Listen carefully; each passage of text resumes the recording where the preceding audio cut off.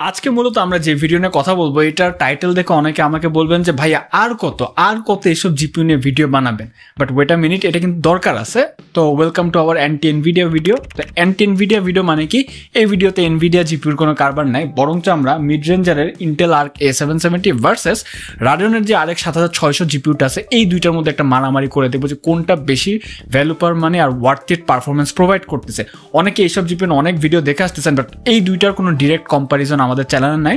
তো যাদের লাগবে হয়তো বা ফিউচারে বা কোনো এক সময়, তাদের কথা ভেবে জিনিসটা বানায় রাখলাম। তো দেরি করবো না, সাথে আমি আপনার টেকলেন বাংলাদেশ। চলুন চলে যাক আজকে আমাদের ইন্টেল আর AMDর প্রসেসর না জিপিইউর মারামারিতে।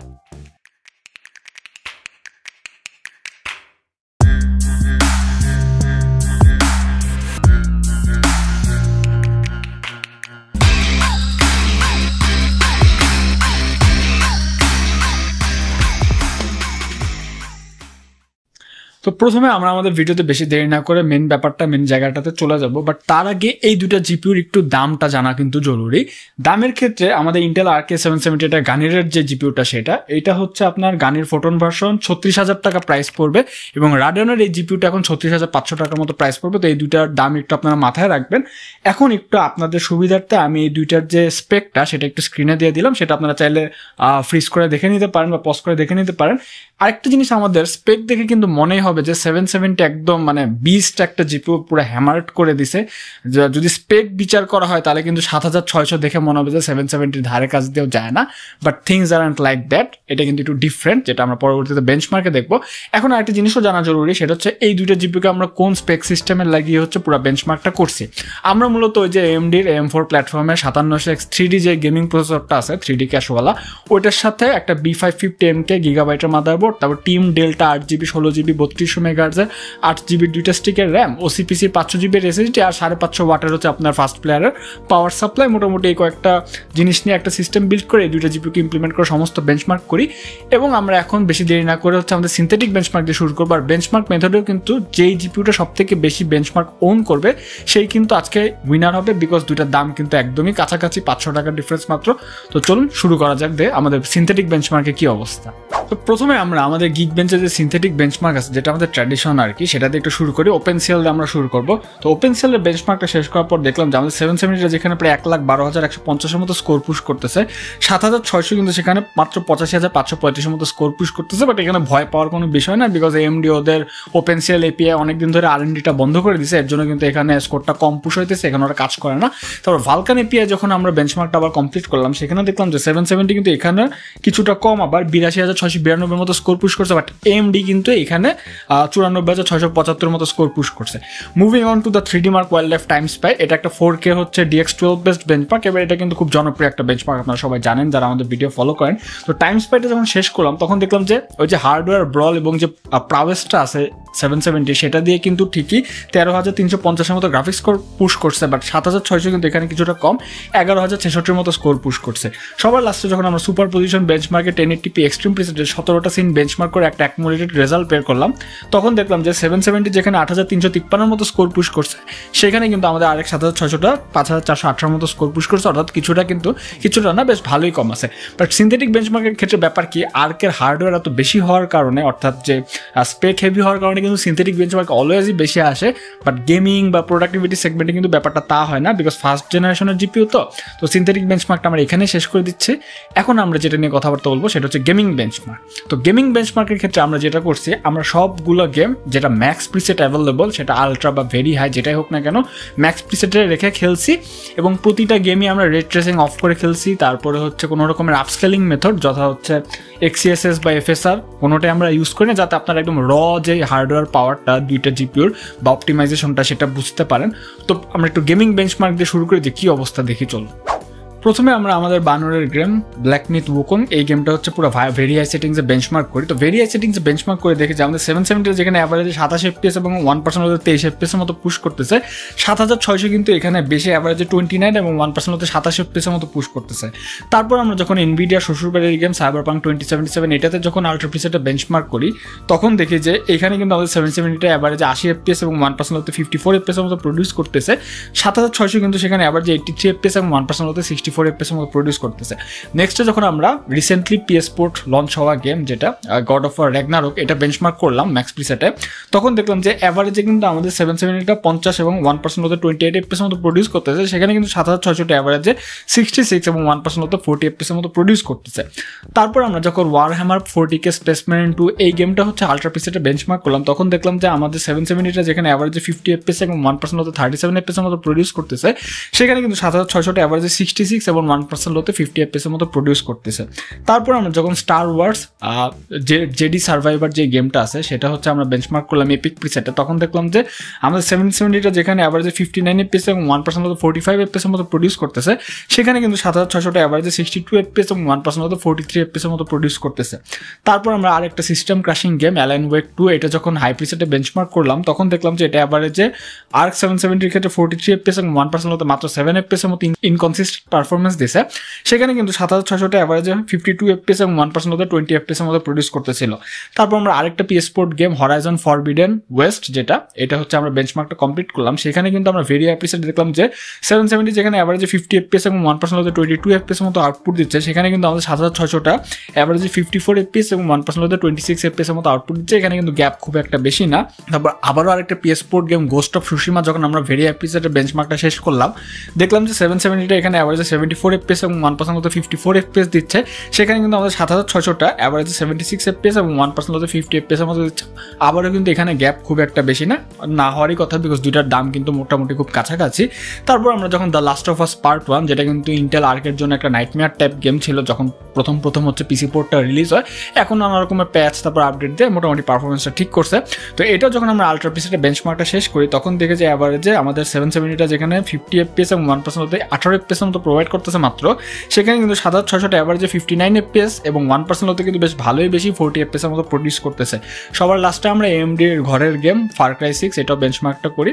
ফার ক্রাই 6 যখন আমরা আলট্রা পিসিতে বেঞ্চমার্ক শেষ করি, এখানে কিন্তু আর্কের যে উইক পারফরমেন্স সেটা কিন্তু একটু বোঝা গেল। এখানে মাত্র অ্যাভারেজে 90 FPS এবং 1% মতো 29 FPS প্রডিউস করতে পারতেছিল 770, সেখানে কিন্তু 7600 পুরো ফাটায় ফেলছে, অ্যাভারেজে 132 FPS এবং 1% মতো 99 FPS এর মতো প্রডিউস করতেছিল। তো এই ছিল আমাদের মোটামুটি ট্রিপল এ টাইটেলগুলো বেঞ্চমার্ক। এর পরবর্তীতে আমরা হচ্ছে ইয়েটাও রাখছি, স্পোর্টস যে টাইটেলগুলো আছে সেগুলোও রাখছি, সেগুলো একটু পরে কথা বলতেছি। বাট তার আগে আমাদের একটু কস্ট পার ফ্রেম নিয়ে কথাবার্তা বলতে হবে।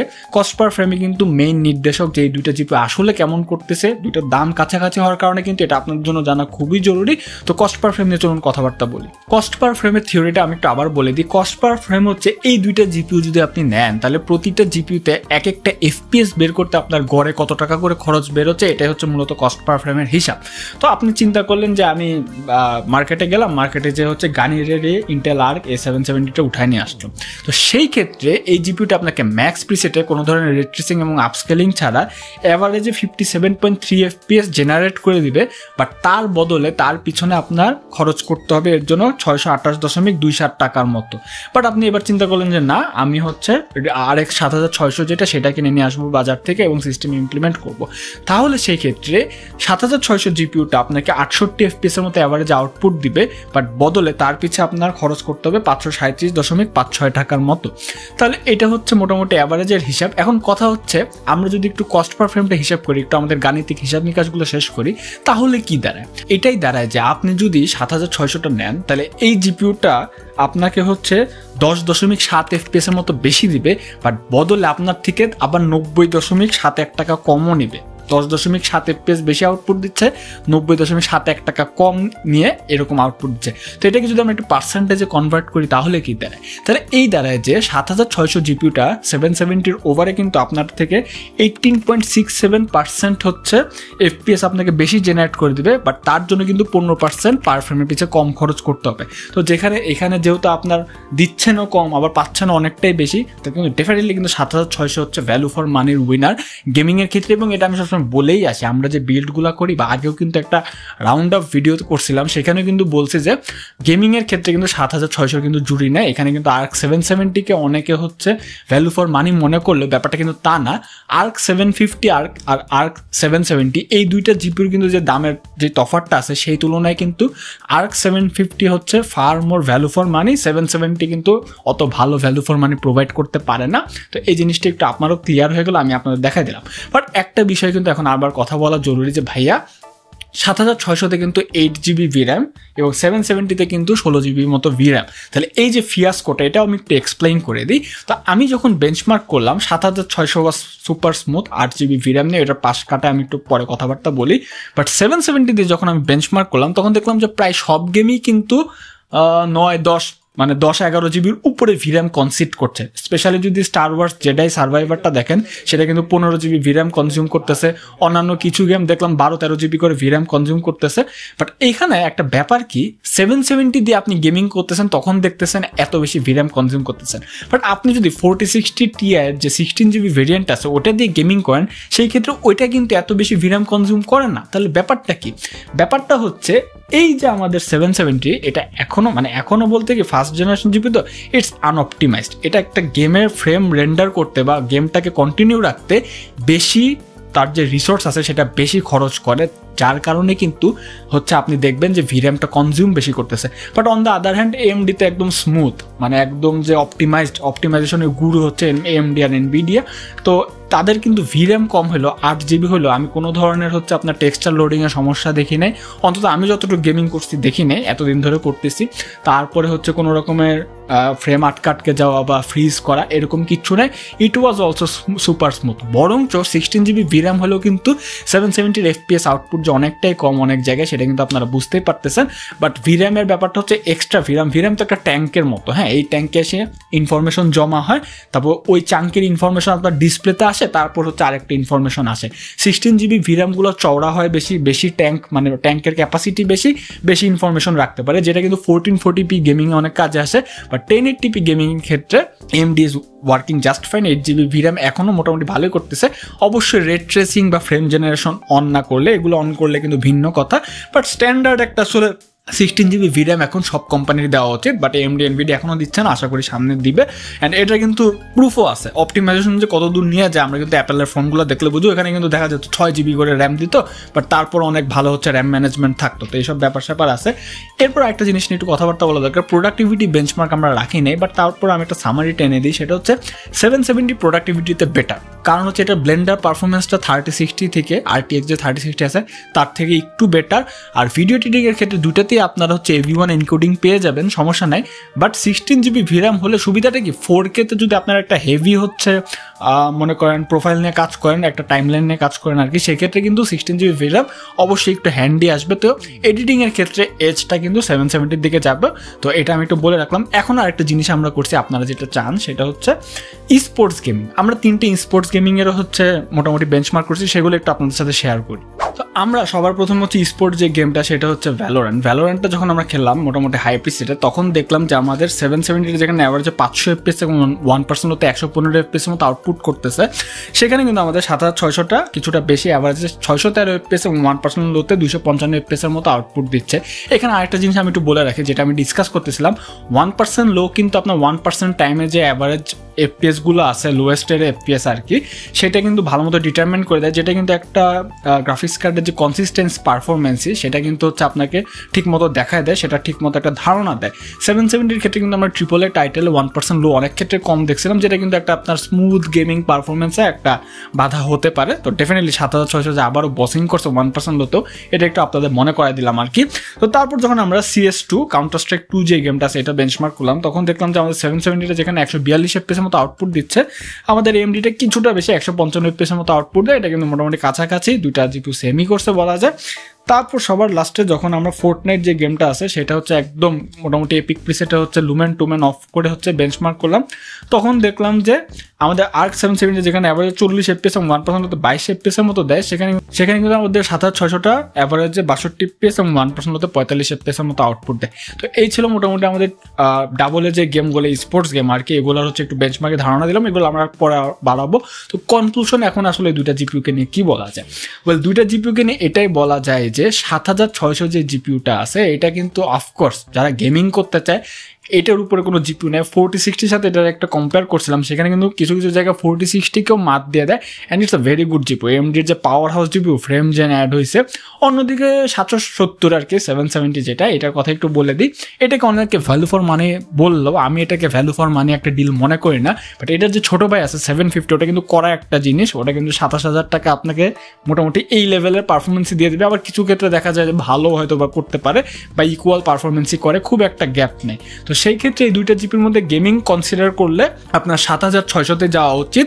যদি আপনার মনে হয় যে আপনার ভিরাম নিয়ে খুঁতখুতানি আছে, আমিও যদিও ভিরামের কোনো ফিয়াস্কো পাইনি আমার বেঞ্চমার্কের সময়, রাদার কিন্তু 770 হচ্ছে আপনার ইয়েটা কম রাখছে, কনসিস্টেন্ট যে পারফরমেন্স সেটা কম রাখছে। তো সেই ক্ষেত্রে আপনি নিতে পারেন। বাট এডিটর যদি আপনার প্রায়োরিটি হয়, আপনি দাভিঞ্চি রিজলভে কাজ করবেন, প্রিমিয়ার প্রো নতুন ভার্সনগুলোতে কাজ করবেন, ব্লেন্ডারে কাজ করবেন, সাইকেল রেন্ডারিংয়ের কাজ করবেন, এই সেই করবেন, 770 এখানে কিন্তু হার্ডওয়্যার ব্রল এবং প্রাওয়েসের কারণে একটা আপার হ্যান্ড পাবেন। তো এটা আপনার প্রায়োরিটি। আপনার প্রায়োরিটি গেমিং 1 নম্বর, প্রোডাক্টিভ 2 নম্বরে হলে 7600, আপনার প্রোডাক্টিভিটি 1 নম্বরে এবং গেমিং 2 নম্বরে হলে 770। তো এই ছিল আজকের ভিডিওটা ভালো লাগলে লাইক দেবেন আর subscribe to the channel is a must. আরেকটা কাজ করবেন, আমাদের যে গ্রুপ আছে টেকনিক বাংলাদেশ, সেটার লিঙ্কটা নিচে দিয়ে দিলাম, ওইখানে হচ্ছে আপনারা জয়েন হয়ে যাবেন। এখানে জয়েন হলে লাভ কি, এখানে জয়েন হলে আপনারা নানা রকম হচ্ছে টেক নিউজ জানতে পারবেন, আমরা কি কি ভিডিও আনবো সেটা নিয়ে জানতে পারবেন, সিপিইউ জিপিইউ মারামারি, এই সে অনেক কিছু হয়, অনেক আড্ডা দিই। তো দেখা হবে অন্য কোনো ভিডিও। তো গুড বাই অ্যান্ড ডেফিনেটলি আইল ক্যাচ অন দ্য নেক্সট।